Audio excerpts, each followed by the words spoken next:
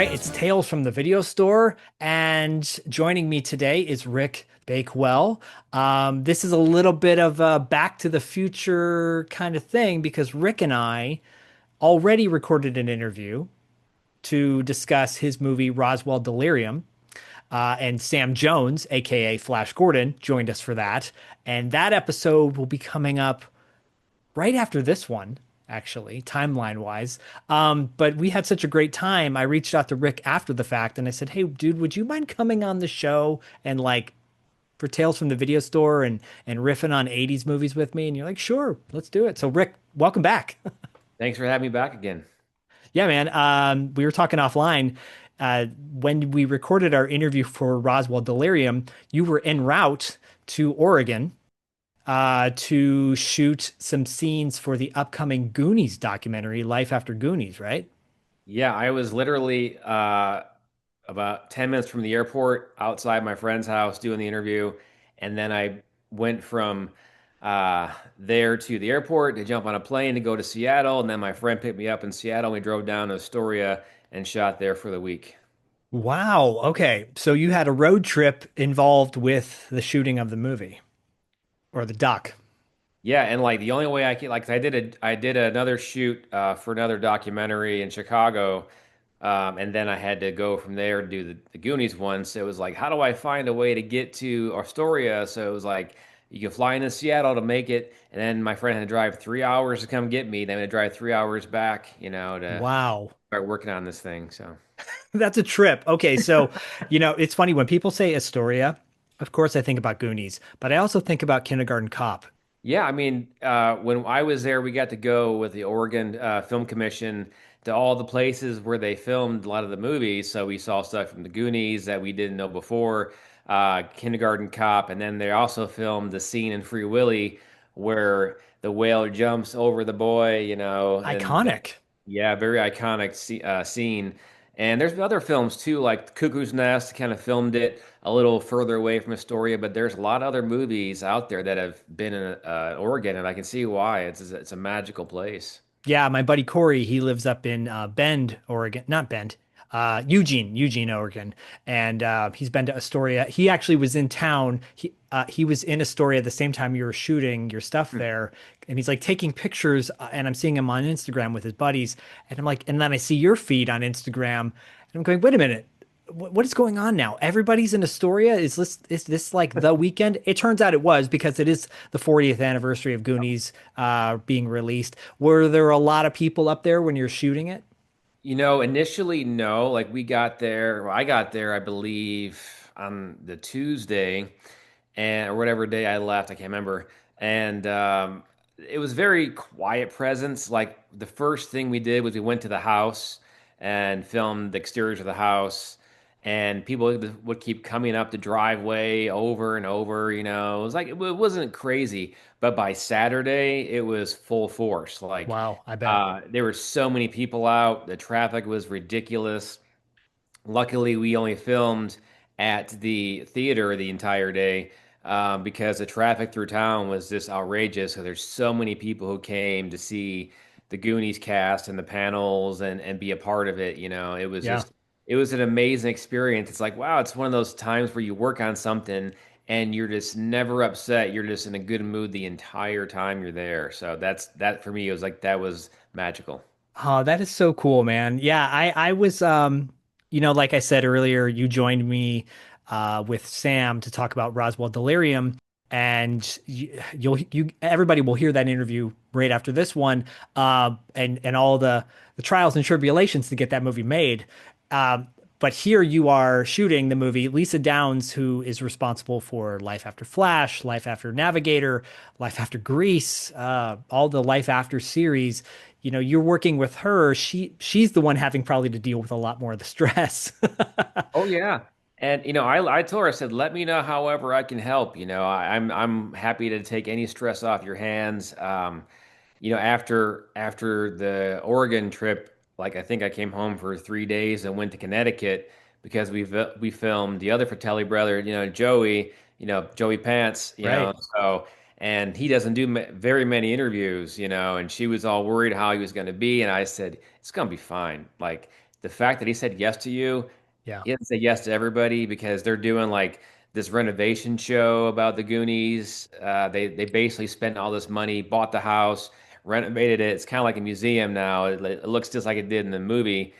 But he said no to doing any interviews for them, but he said yes to us, and he was great to be around and hang out with for the day.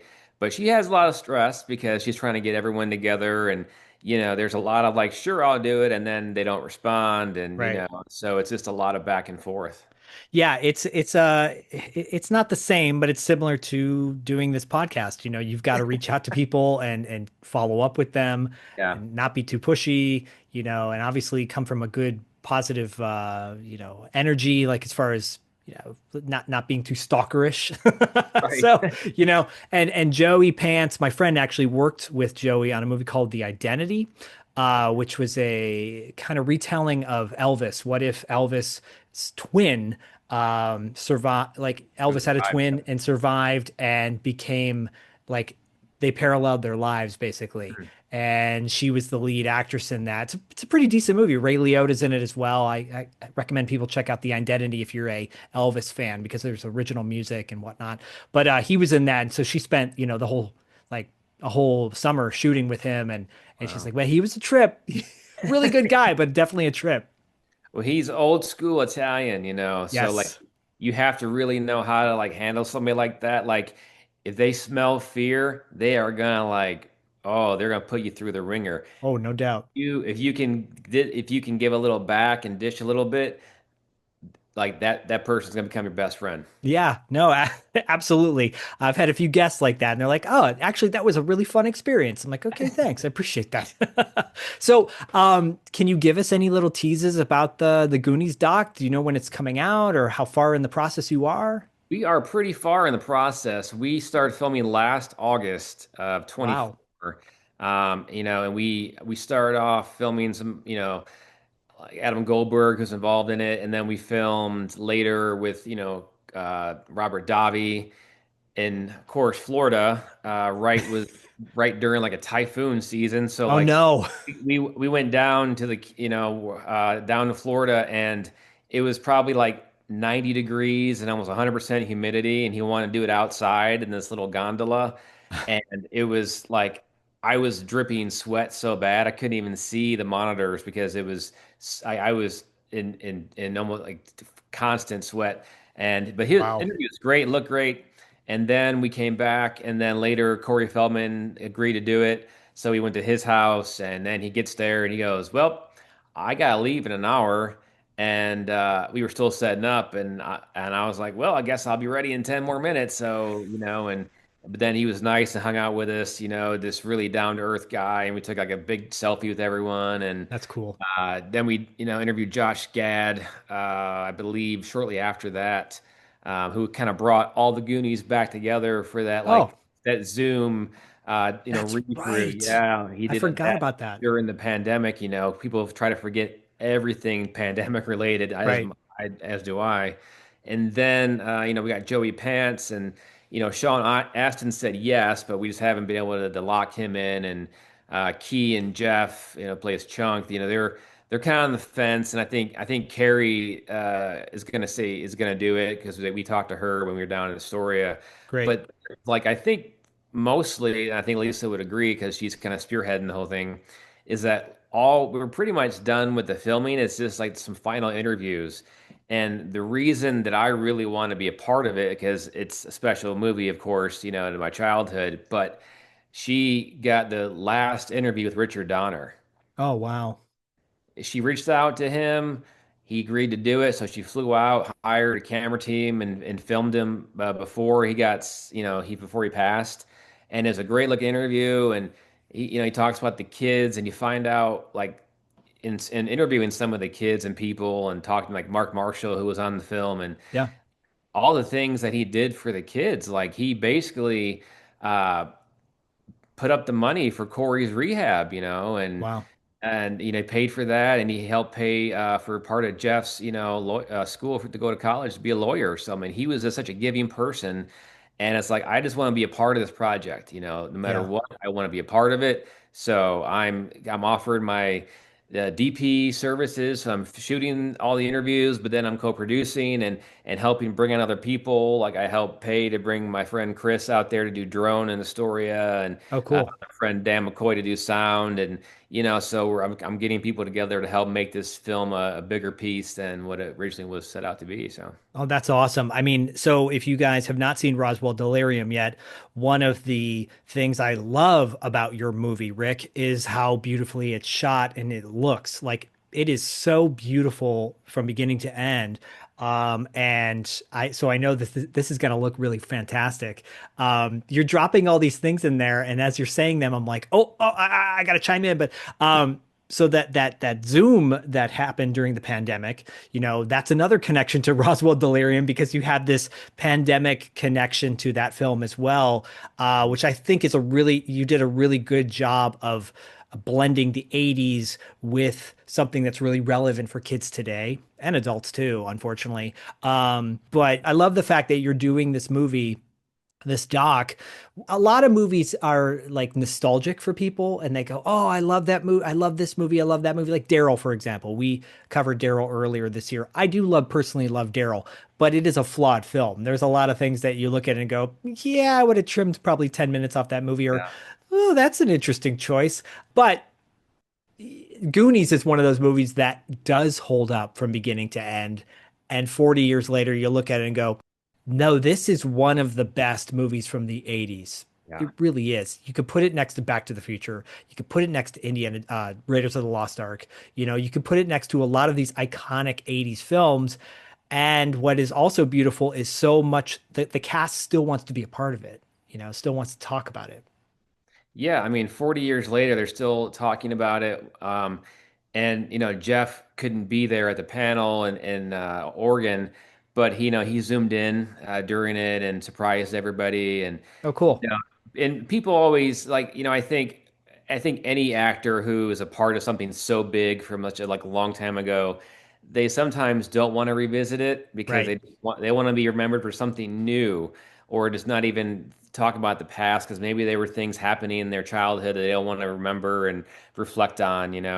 But the fact is that it's 40 years later and they're all so proud of it.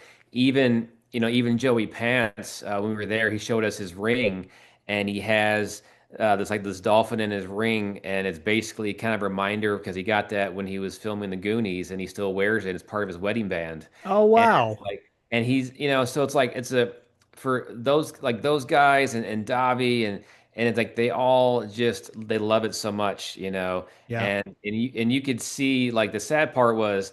Um, a lot of them got choked up over the weekend because they kept talking about Richard Donner because he wasn't there, because he was there at the 30th anniversary, but he, Right. he passed. And you just see the impact that he had on everyone as a kid because he was basically their father figure. Because a Yeah. lot of the Hollywood actors, growing up as a teenager, they'd only have both parents a lot of the time. So he was kind of like the father figure. And it was just very nice to hear all the things they said about him and the fact that, like I didn't even know that Spielberg like, shot all the second unit stuff. I mean, he shot so much of that film. And I think that's why there's magic. Like Donner's great with the kids, but then you have that cinematic magic of all the second unit stuff Spielberg brings, and it does hold up, and people still love it to the day. And I am hoping that the sequel never happens. Yeah, me too. I mean, I appreciate and I love filmmakers bringing nostalgia into their films, a la Roswell Delirium. But I'm not a huge fan of reboots or remakes. I feel like you watch it and like there was with Ghostbusters, I enjoy Ghostbusters Afterlife. I appreciate it on many levels. But then you watch it and you go, yeah, but it doesn't have the same charm as the first one. It's enjoyable, but then the magic is it's just different. It's just different. Yeah. It's just different, because like you said, like there was some charm, with the Afterlife Ghostbusters. There's moments of it, but not enough. Like you need Right. the whole movie of that charm.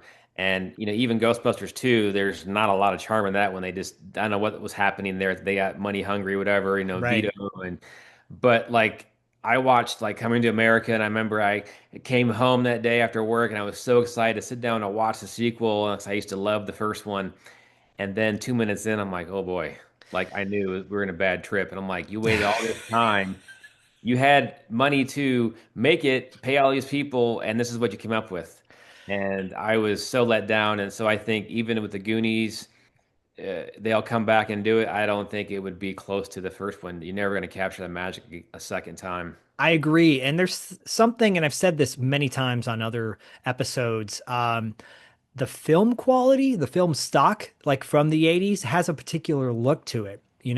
Even like somebody like Dean Cundey, right, who was the DP Yep. for Carpenter for so many years, had his signature look to his work. And then as the film stock changed, as everything technology changed, Yep. and he still works to this day practically, it doesn't look the same. It doesn't have the same magic to it, and that's fine. It's just a different thing. Beverly Hills Cop, the newest one that came out, it's fine. I enjoyed it, but it's not Beverly Hills Cop 1. It's not Beverly Hills Cop 2. I mean, Nope. but it's definitely better than Beverly Hills Cop 3. I will say Yeah. that. Oh yeah, I think anything is better than Beverly Hills Cop 3, and you're right. Like, and you look at like all those films back then, Back to the Future, Goonies, E.T. That's all film, and it has a certain look and feel to it and texture. And even like you go see a movie today, and there's not a lot of texture and feel to it. I just saw the last Mission Impossible last week, and I was like, oof, I'm Yeah, struggling to get through this movie, and I love the last one, me but I'm too.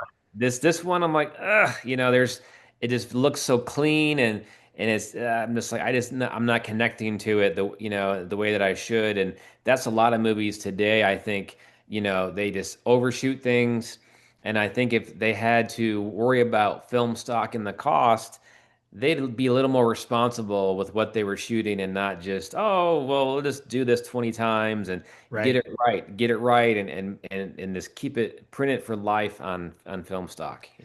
Yeah, yeah, it's a shame. And offline, Rick was saying that the wall behind him is filled with 80s movies that he loves, and he mentioned a couple, and I was like, oh yeah, those are great. And I think we live the nostalgia because it holds up, Yeah. in so many ways. And like I said, I still like Daryl, even though Daryl has got its flaws. So a little bit of a tease for the rest of this month of programming on $2 late fee. I'm doing a whole salute to Los Angeles in celebration of Los Angeles. That might bleed into August as well, because clearly I live down here. I love LA. I've been down here for over 20 years, and this Los Angeles has taken quite a few beatings this year so far. It's been rough, and I wanted to celebrate all the positive things. And because we're an 80s and early 90s movie podcast, celebrate some of those moments cinematically. So Vidiot's is a video store here in Los Angeles. It's in the Eagle Rock area, and it was originally here in Santa Monica. But they have a beautiful movie theater next door to their store, which they have, amazing screenings with the stars of the films. Like Danny DeVito will show up, Will Ferrell will show up, Diego Luna showed up the other day to rent some movies, and it was Hmm. tripping about that. And they celebrate what we celebrate, Rick, like the things we love, and Maggie McKay, who's the main director of the store and business, joined me with Grace, who's a 80s nostalgia nut like I am, like we are. And we talked about our favorite 80s movies and specifically like well, I'll save it for the episode. They'll talk about that. That's coming up later this month. And then there's a synthwave artist named Ollie Ride who was in a band called FM84. They are a very popular, like the throwback kind of sound to them, like the Midnight. And Ollie joined me to talk about his career, but he also talked about To Live and Die in L.A. Because Hmm. he'd never seen that movie, and he was born in 1989, so he's child of the 90s.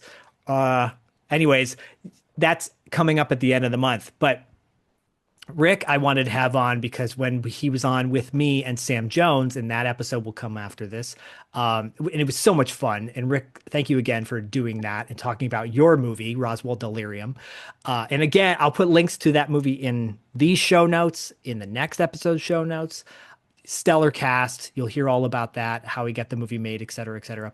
I was like, I have a feeling Rick and I are gonna really gel on some like 80s movies.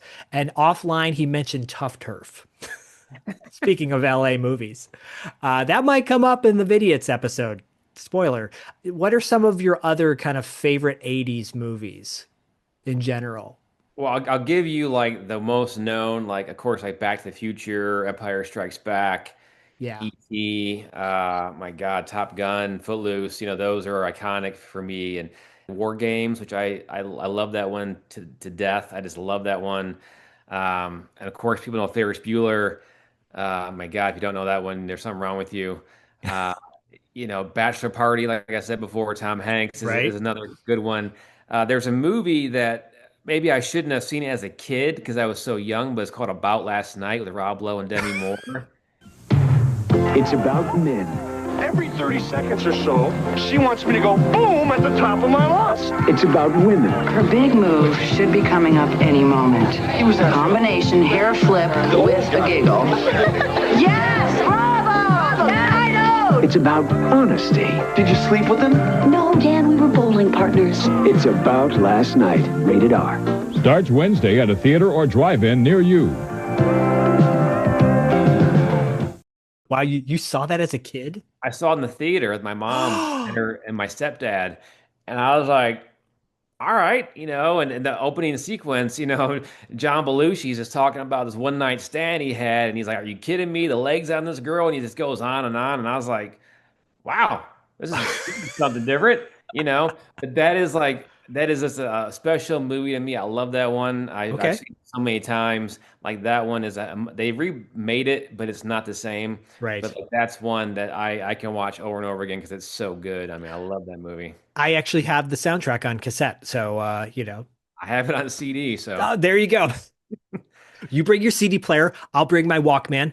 We'll link up. Play Exactly. What are you guys listening to? The About Last Night soundtrack. Okay, cool. Are you from Los Angeles originally? I'm from Chicago originally. Okay, And I okay. went to Columbia College, did the whole film school thing, ran out of money. So then I was like, what do I do now? Because I wrote bad checks to stay in school.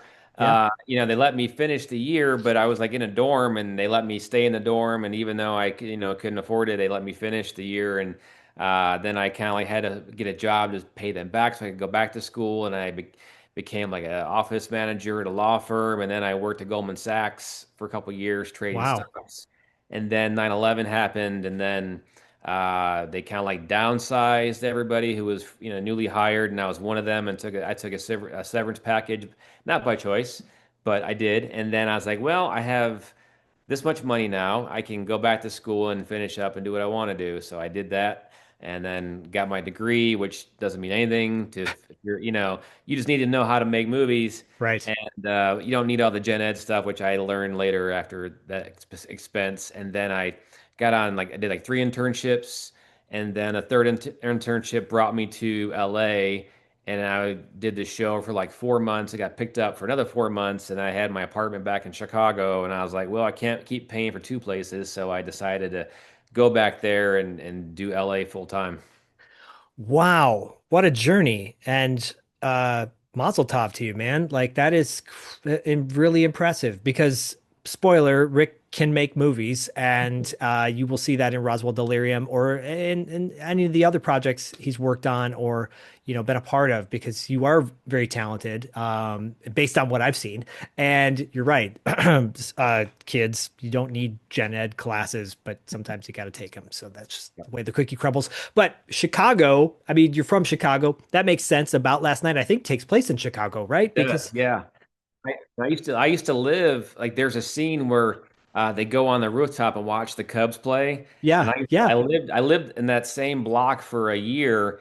But nowadays you have to like pay money to go up there and sit in these seats. But before it was free. If your friends right. lived there, you went up the back alley stairs and you went up and you watched the games for free. Of course, oh no no no no now we're gonna charge for seats. So Oh, yeah. yeah, the good old days. They just instilled a ban on cell phones here in LA County for LA schools. And I was listening to a teacher talking about it, and she's like, it took me back to the early 2000s. And I'm like, oh, yeah, that was 25 years ago. Wow. Yeah.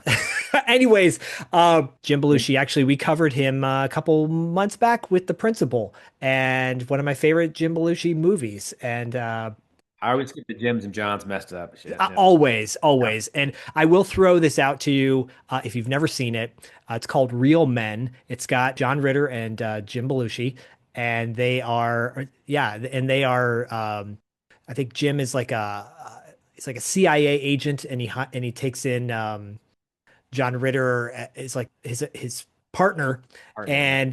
and like convinces John Ritter that he can shoot with his fingers. So there's scenes where he's like shooting people with his fingers, and nothing.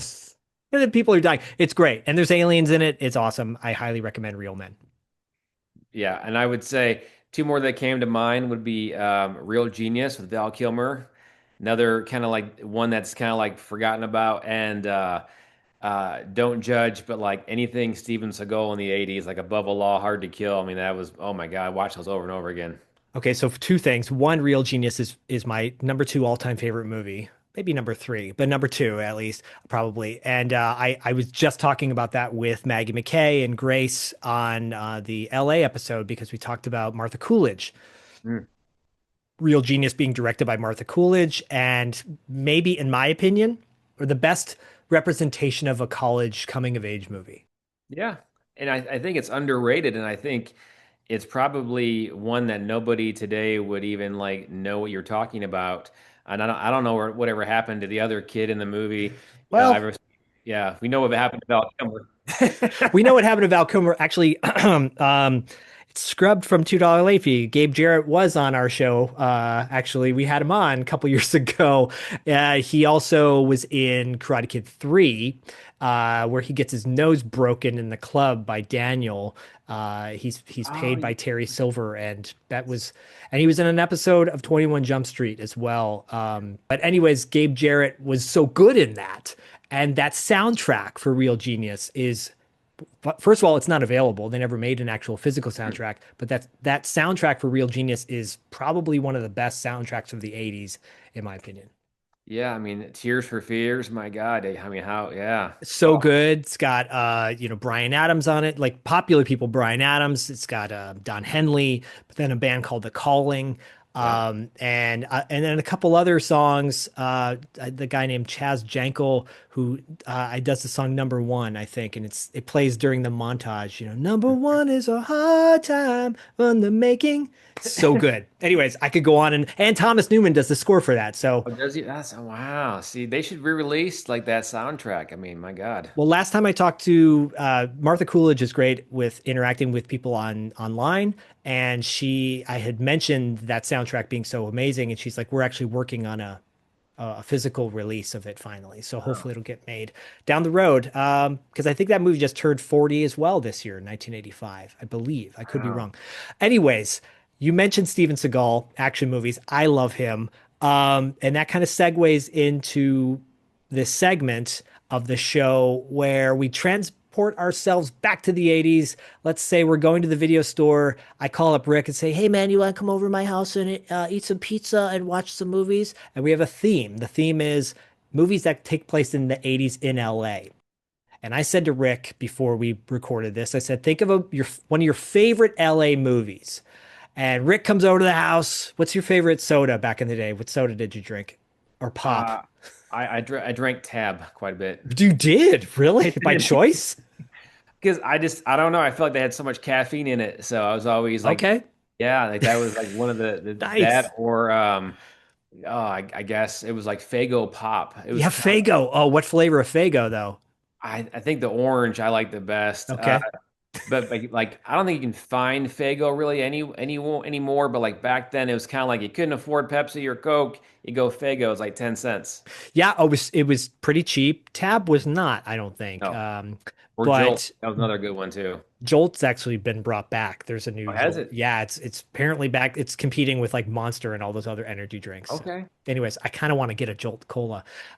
They should be a sponsor of our show. No, but Fago, I think you can find it at Bevmo, but yeah, so okay. So you bring over the Tab and the Fago. I bring over my Verner's because I love Verner's. That's my go-to back in the day. Okay. We get our Little Caesars pizza with the cheesy bread, and you bring a movie from the video store. By the way, do you remember the name of your video store back in the day? I think I asked you this on the other interview, but Well, there was a place, there's Hollywood Video that I used to go to. They were kind of everywhere. Yep. And then like for me, because I kind of like grew up in sort of a small town, like they had a Suncoast Video. Yeah, Suncoast was So great. I would go there every week and see what they had new, and I would buy a movie, Yeah. whatever, and because I had a laser disc player back then. Wow. Because my stepdad had it when my mom and him got married, and we had all these movies that would probably cost $100 a piece back then, like Star Wars, Urban Cowboy, and so he Yeah. let me keep all those. And then they re-released, pioneered the whole like re-release of laser discs, and they started putting movies out again in laser disc, and then. I'd go buy some of those. Like I bought Titanic, I bought those, Wow. those kind of movies, and then DVD came out and killed it. So Yeah, I was at Tower Records when we did the switch from VHS to DVDs, and Tower Records, by the way, had a big release for Titanic where they over ordered like I think thousands of copies, and we actually made a boat, the front of a boat, out of VHS tapes. It was ridiculous. I would love it if someone had a photo of that, but it was so ridiculous. Anyways, I remember when the DVDs came out, and suddenly everyone's ditching their VHS players or the VHS tapes Yep. and laser discs. But the rest is history with that. So Hollywood Video, by the way, side note, better than Blockbuster because they had the unrated versions of movies where Yes. Blockbuster just carried, they were family friendly. Hollywood Hmm. Video was like, no, we have everything. Yeah, they had all the Criterion stuff, Right. all that good stuff. And Blockbuster, like we had that too, but they never had anything. All the hot movies are always gone, and Always. you'd have to go there like a 4:55 or whatever to like see that somebody brought it in before five at the last second to try to get it. It's like you need maybe once every 6 months you would get lucky and get the newest movie that was hot, and but never. It was always like Hollywood Video always had that movie, it seemed. Yeah, this is a perfect example of nostalgia not being really accurate because Blockbuster put a lot of those smaller mom and pop shops out of business, unfortunately. But let's say you go to Hollywood Video, you rented a movie. What movie did you bring over to my house to watch tonight while we're eating pizza and drinking Faygo? It's in Tab. That would be Die Hard. Die Hard. They have already killed one hostage. This channel is reserved for emergency calls only. Do I sound like I'm ordering a pizza? High above LA, a team of terrorists have seized a building. Oh, They're ready for anything except a New York cop trapped inside. come out to the coast. We get together. Have a few laughs. Bruce Willis, Die Hard, But all things being equal, I'd rather be in Philadelphia. rated R. Now playing in selected cities, starts Wednesday, July 20th at theaters everywhere. Die Hard. Perfect. Perfect pick. Why? What is, besides the obvious, what is it about Die Hard that you love?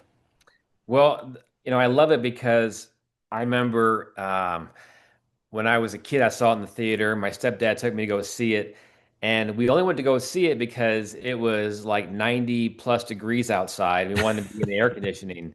So it was like a $2 movie at one of the cheap, theaters, and I was just like, I was hooked from start to finish.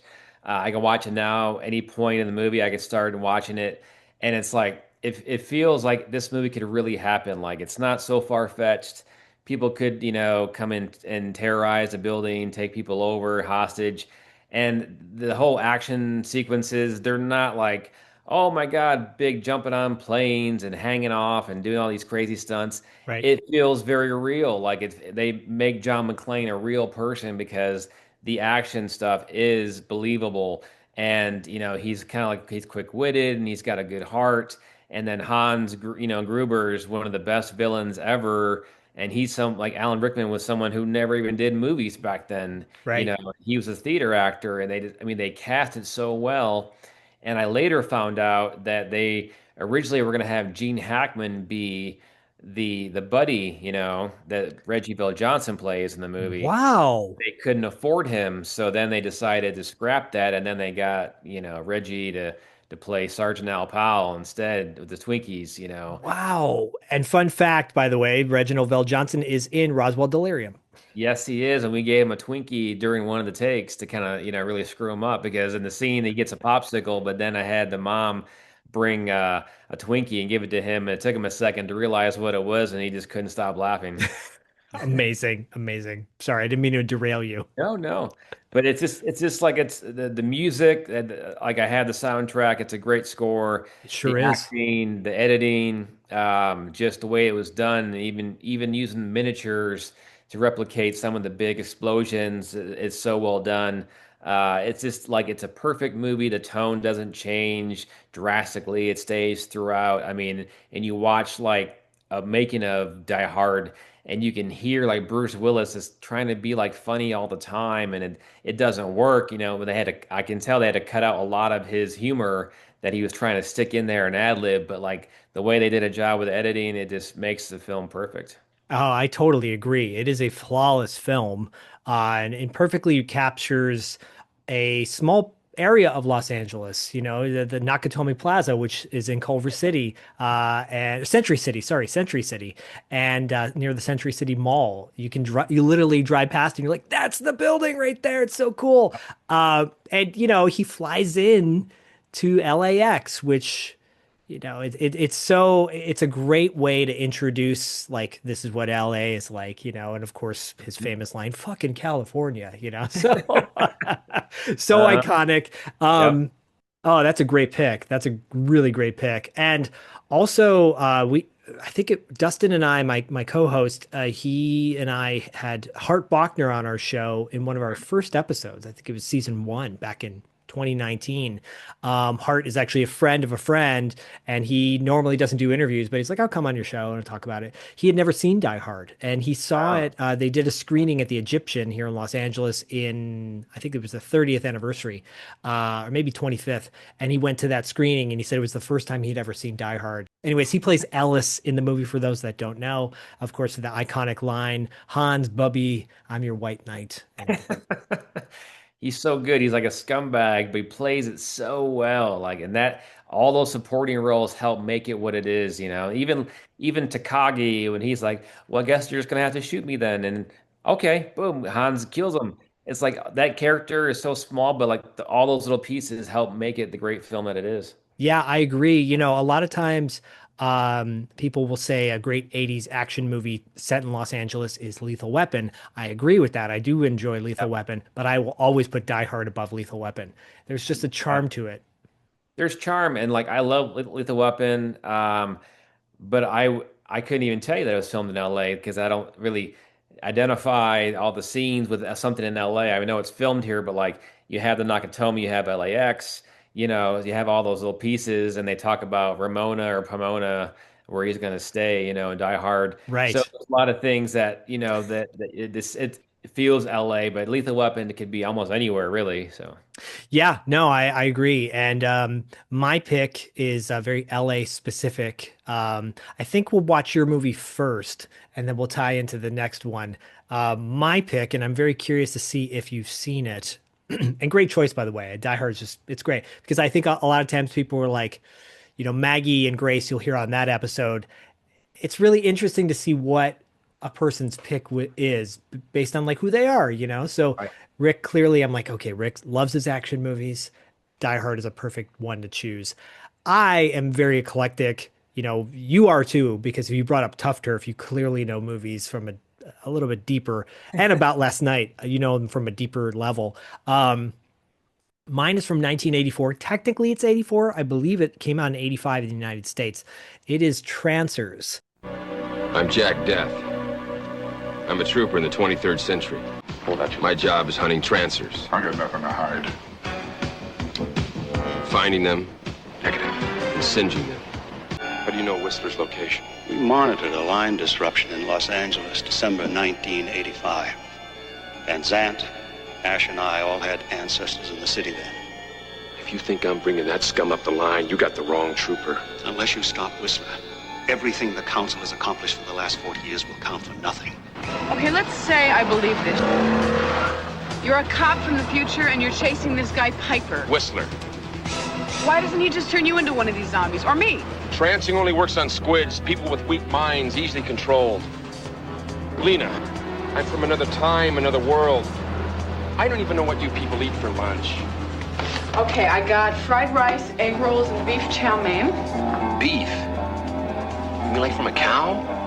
I thought it was rough in the 23rd century. I didn't know how hot it could get. Jack? How's my tan? No, it's getting hotter all the time. Jack? I guess I just attract a certain element no matter what century I'm in. Jack Death is back. And he's never even been here before. Trancers. Trancers starred Tim Thomerson and Helen Hunt. Helen Hunt's second movie after Girls Just Want to Have Fun, I believe. And it is about a guy named Jack Death. He is a cop from the year 2247 who has to go back in time to Los Angeles in the 80s, 1985, and stop a guy named Whistler, who's a time traveler as well. And it's wacky. Charles Band directed it. To me, it's a classic, a cult classic. It's got iconic, images of like downtown LA. Nothing that necessarily stands out, but there is a scene where Jack Death is coming out of the ocean in LA, but because it's 2247, Los Angeles has sunk, right? And he's finding like license plates. He's collecting all these things because downtown LA is now submerged underwater. And it's very cool. He's got all these gadgets like a long second watch where he can freeze time for a long second. He's got laser guns in it. Tim Thomerson, if you don't know who he is, he's so cool.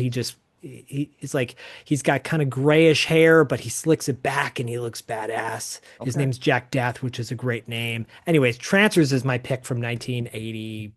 We'll call it 85. Have you seen Trancers, Rick?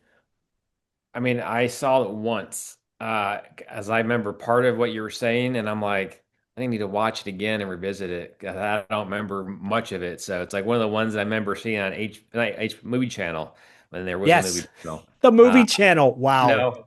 Yeah, because my stepdad was the first person on the block to have cable, so we watched everything. We watched every movie there was. Even when the parents went to bed, we watched Porky's 1 and 2, all those movies that we shouldn't be watching, Yeah. So, but yeah, I mean wow.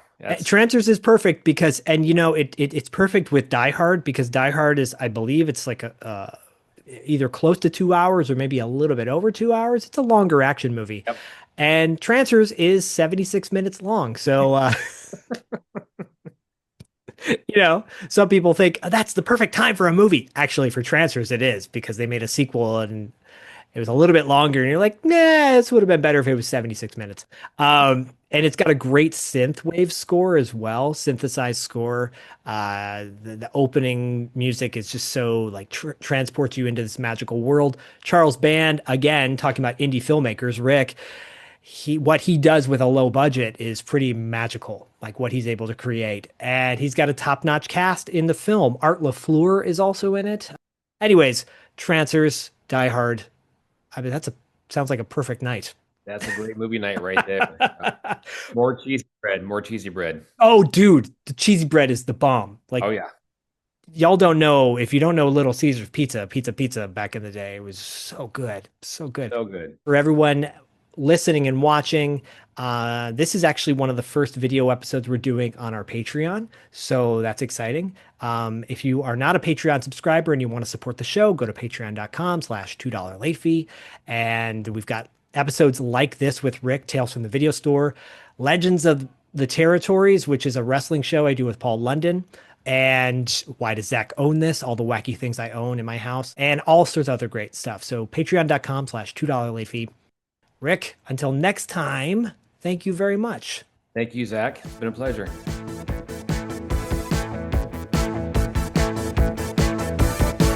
Rewind, rewind, rewind, rewind. Tales from the Video Store.